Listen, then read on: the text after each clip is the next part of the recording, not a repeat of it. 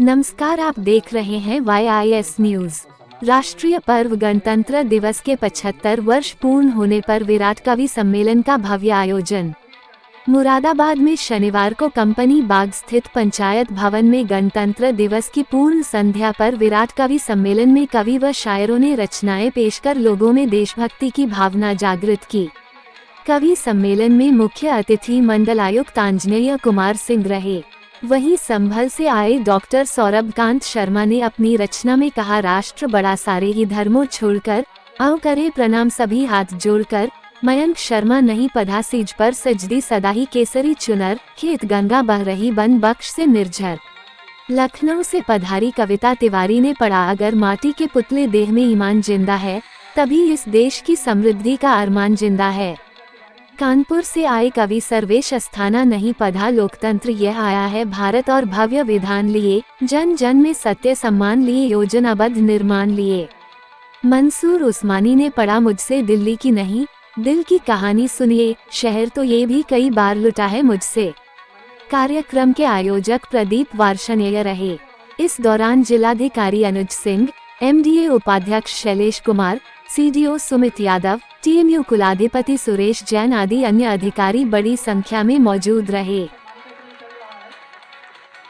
चलेंगे जिसकी आज के इस कार्यक्रम की सदारत कर रहे हैं अंतर्राष्ट्रीय स्तर पर निजामत का जाना पहचाना नाम शायर मंसूर उस्मानी साहब, और इसकी निजामत कर रहे हैं, इसका संचालन कर रहे हैं आदरणीय डॉक्टर सर्वेश जी अस्थाना, यानी कि बड़े हस्ताक्षर। जैसा कि हमारे सभी कवियों का सर ये निवेदन कह लीजिए, और ये हमारे लिए भी अच्छी बात रहती है कि जब एक बार कवि सम्मेलन और मुशायरा शुरू हो जाएगा और सारी कमान आपके हाथ में। सच है। मैं जल्दी से एक बात शुरू करके मैं इस कवि सम्मेलन को आगे बढ़ाता हूँ। एक बार भगवान ने यमदूत से कहा, जाओ दुनिया का सबसे बड़ा भोजन की व्यवस्था की है। कार्यक्रम समापन पर मैं बताऊंगा कि मैंने आपके भोजन की व्यवस्था कहाँ की है, वो मेरी तरफ से है आज। हाँ, नहीं भगवान का करेंगे जिससे कि पीछे तक बैठी हुई जनता सभी कवियों को सुनकर जा सके। अन्यथा हम ये देखते हैं कि बस 2 पंक्तियां कह करके कवि सम्मेलन शुरू करूंगा। संचालन में भी ज्यादा नहीं बोलूंगा क्योंकि कवियों की फहरिस्त बड़ी है और हम ये चाहते हैं कि आज भी अध्ययन करते हैं। आप लोगों की जोरदार कर्तध्वनि के बीच आशीर्वचन के लिए मैं आमंत्रित कर रहा हूं माननीय मंडल। उनके आशीर्वचन तक आप लोगों की तालियां यदि बजती रहेंगी तो यही आपका अपने स्थान पर बैठे बैठे एक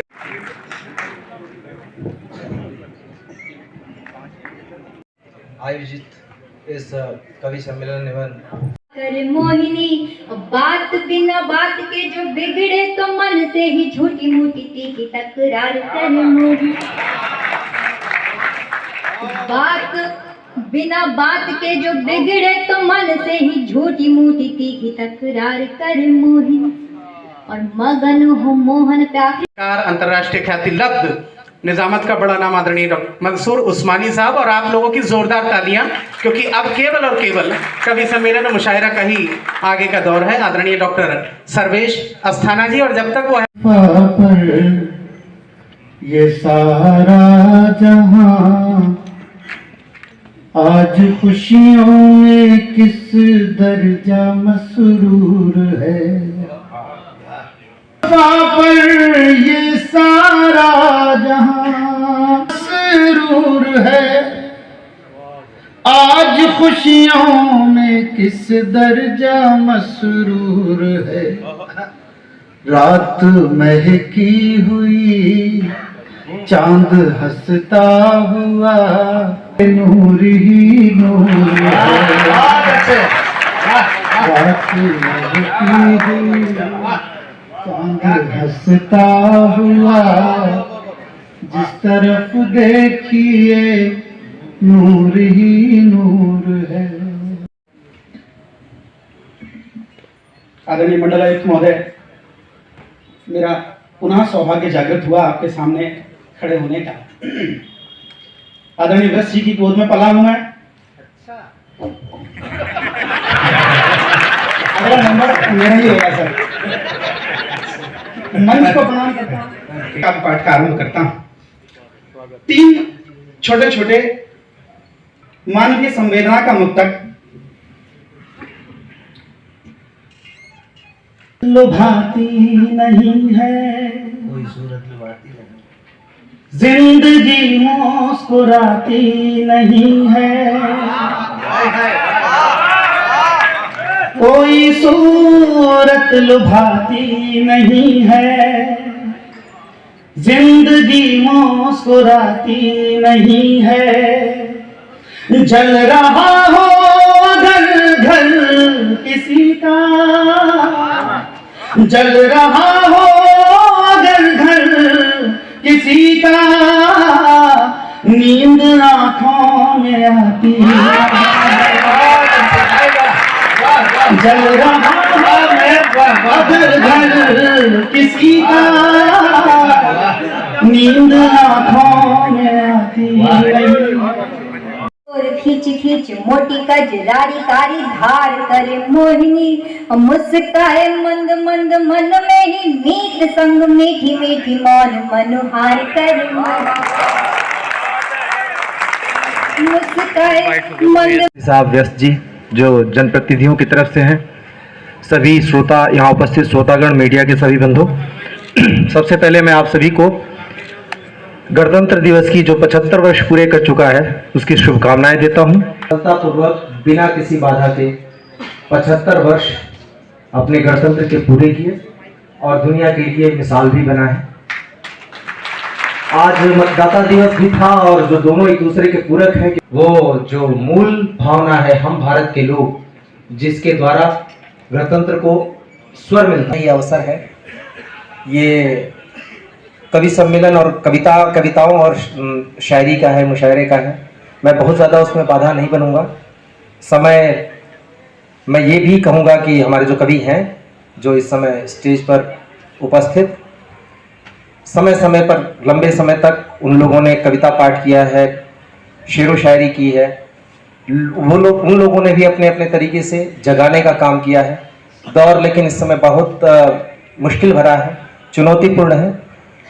एक ऐसा दौर जिसमें सभी के दायित्व याद कराने की ज़्यादा आवश्यकता है।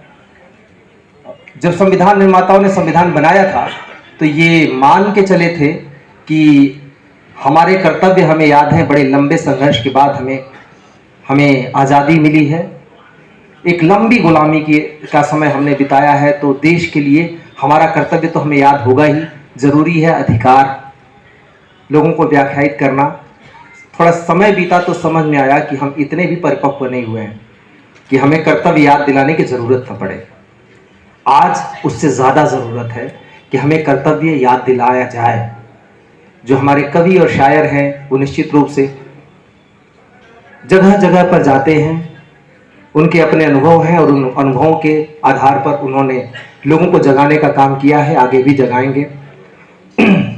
लेकिन चूँकि दौर ज़्यादा मुश्किल होता जा रहा है और ज़रूरत ज़्यादा पड़ रही है, तो अब ज़्यादा आवाज़ देने की ज़रूरत है, ज़्यादा सुर में सुर मिलाने की ज़रूरत है, उस गंभीरता को सबके सामने लाने की ज़रूरत है कि देश के प्रति कर्तव्य हमारे क्यों ज़रूरी है, हम आज़ादी की भावना के साथ क्यों जुड़े। जिन लोगों ने एक लंबे समय तक इस उम्मीद में बलिदान अपने देते रहे, जिन लोगों ने ये बलिदान दिया, जिन्होंने एक सपना पूर्ण स्वराज का सोचा, वो पूर्ण स्वराज क्या रहा होगा। आज एक लंबा समय बीत गया है, शायद उतना हमारी परंपराएं हैं, उन परंपराओं में एक रूपता है, एक भावना है जो सबको एक करती है। उसके अंदर रहते हुए जितनी चुनौतियां हमारे समाज के लिए आ रही हैं, बाहर से अंदर से, हमें एकजुट रहने की तो ज़रूरत है। हमें अपने लेवल पर अपनी भूमिका सही ढंग से निभाने की ज़रूरत तो है। कम से कम अपने प्रति ईमानदार रहने की ज़रूरत तो है, ताकि देश उस तरफ जितना हम मजबूत हों, देश को उस तरफ मजबूत कर सकें। एक इमोशनल मोमेंट होता है मेरे लिए गणतंत्र दिवस और स्वतंत्रता दिवस, इसलिए कुछ ज़्यादा बोल गया। बहुत पहले रहीम कवि ने कहा था, जब पावस का मौसम आता है तो चातक ज़्यादा बोलते हैं। संभवतः हमारे लिए एक लंबा समय पावस का चल रहा है, चातकों की आवाज़ ज़्यादा हो गई है। अब आवश्यकता है कि कोयल अपना मौन तोड़े और उस आवाज़ को ज़्यादा से ज़्यादा प्रसारित होने का मौका मिले। ये ज़रूरी है कि हम इस बात को समझें कि बबूल चाहे जितना भी आप बोलें, आम की उम्मीद नहीं कर सकते। हम समाज में जो बो रहे हैं वही हमारे पास लौट के आना है। और ये समाज, हमने थोड़ी मस्ती की, आगे की जनरेशन उससे ज़्यादा मस्ती करेगी। और ये मस्तियों में पता नहीं कितना हम हल्के होते जाएंगे। हम हल्के होते जा रहे हैं। ये आज का दौर है कि हम गंभीर नहीं हैं, वो कर चुके। कोई 14 वर्ष की आयु में, कोई 21 वर्ष की आयु में, कोई 19 वर्ष की आयु में, सबने फांसी के फंदा चूम लिया। जो करना था वो कर चुके। अब तो हमें केवल जगे रहना है। जगे रहना है इस बात के लिए कि कोई ऐसा ना हो कि चुपके से पीछे से हमें फंदा लगा जाए। जिन्होंने जानबूझ के अपने हाथों से इस गले में डाला था, कहीं कोई अचानक से ऐसा ना हो कि चुपके से घुस के किसी इस बहाने कभी उस बहाने फिर से हमारी देश को उसी जकड़ में डाल ले। और जकड़ हो रही है, तेज़ हो रही है, बहुत मजबूत बन रही है। हम अपनी जड़ से कटते जा रहे हैं, हम अपनी संस्कृति से कटते जा रहे हैं, हम परिभाषाओं में बट रहे हैं, हम अपने इंटरप्रिटेशन जिसको आप कहते हैं, अपनी भाषा, अपने अर्थों के गुलाम बन रहे हैं। हम सहजता को सहजता की तरह नहीं ले रहे। धीरे धीरे हम बचपन से भी सहजता छीनते जा रहे हैं। इतना सहज समाज पहले कभी नहीं रहा। और उसको सहजता देने, सहजता बहुत आसान कहने को है, बहुत मुश्किल है सहज रहना। और मैं उम्मीद करूंगा कि जब हमारे कवि इस मंच से आवाज़ देंगे तो हम कुछ देर के लिए, जितने भी यहाँ हमने